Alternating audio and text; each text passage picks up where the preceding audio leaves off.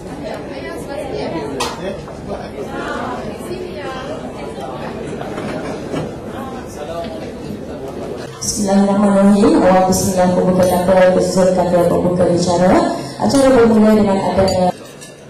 Assalamualaikum warahmatullahi wabarakatuh. Bismillahirrahmanirrahim. Yang dinamakan untuk ayah saya, Ayah Mael Bes, terkenal dengan nama Ayah Mael Bes. Untuk ayah, ayahanda paduka, ayahanda, abang-abang dan semua anak-anak seperjuangan.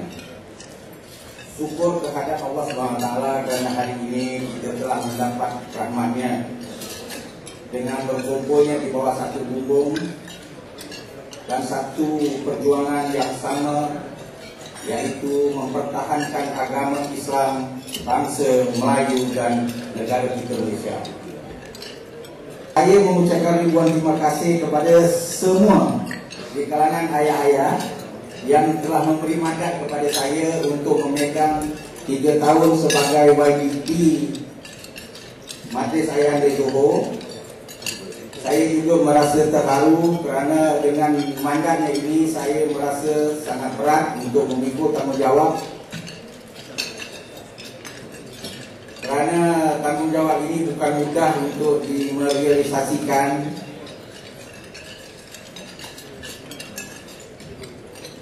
Tetapi dengan sokongan ayah-ayah dan sahabat-sahabat saya, mungkin saya ada jiwa untuk memimpin mandat selama 3 tahun. Salam perjuangan dan salam hormat dari saya selaku YDP pertama Majlis Ayahanda Johor yang mewakili seluruh ahli berkuasa Majlis Ayahanda Johor.